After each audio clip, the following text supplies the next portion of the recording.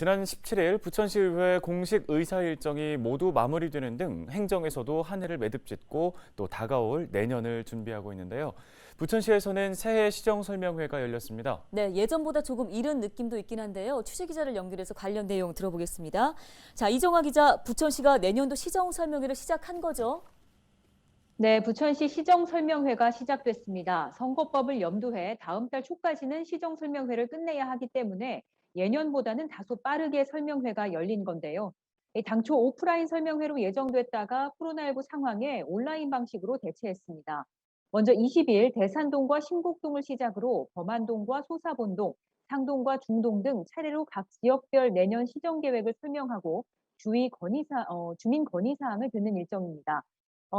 민선 7기 부천시는 내년 시정 목표를 시민과 함께 도약하는 부천으로 정했습니다.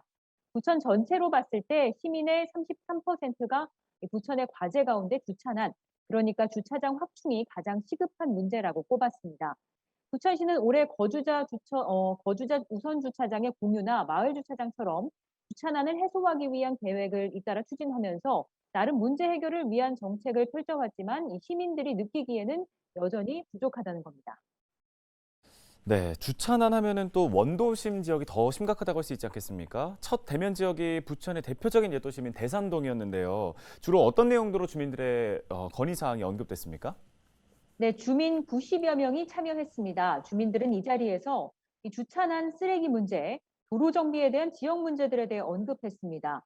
대산동에서도 이 문제가 거론됐는데요. 과거에 비해 개선되기는 했지만 원도심 공영 주차장이 확보돼야 한다는 여전히 주차 공간이 부족하다는 이야기가 나왔습니다. 대산동 행정복지센터 등 주민 접근성 문제, 신청사 또 권리 필요성 등에 대해서도 강조했습니다. 또 지난 2018년부터 진행된 도시재생 사업으로 지역이 많이 깨끗해졌지만 오래된 이 원도심 특성상 도시재생 권역이 아닌 그 외 지역에서는 도로 정비나 확장, 또 쓰레기 처리 문제 등에 대한 개선이 필요하다는 지적이 있었습니다. 또 일부에서는 지난 2019년부터 시행이 됐죠. 광역동 체제에 대한 불편함도 지적했는데요. 전국 최초로 주민의 편의를 도모하려고 이 동사무소에 이제 접근성 문제, 민원 불편 사항을 이제 어떻게 접수해야 되는지 잘 모르겠다. 이제 광역동이 이제 주민 편의를 도모하고자 시행한 책인데 이제 접근성 문제에서 좀 불편하다 보니까 이것들을 좀 어떻게 접수해야 하는지 잘 모르겠다는 의견들이 있었습니다. 예, 들어보니까 참 다양한 의견들이 나왔는데요. 자, 시정설명회 주요 내용도 정리를 해볼까요? 네, 장덕천 부천시장은 시정설명회를 통해 대장 신도시를 주축으로 역곡 공공주택 사업, 또 상동 영상문화단지 복합개발 사업 등 5대 대규모 개발 사업의 추진 속도를 내겠다고 밝혔습니다.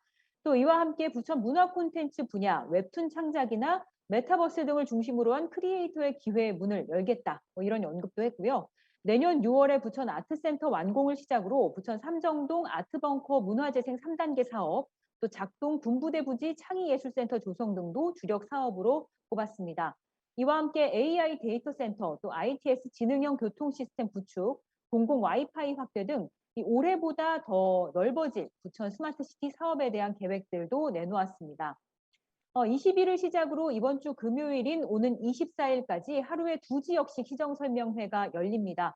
거주 지역별로 일정 확인하시고 참여할 수 있겠습니다. 네, 잘 들었습니다. 지금까지 보도국 이정아 기자였습니다.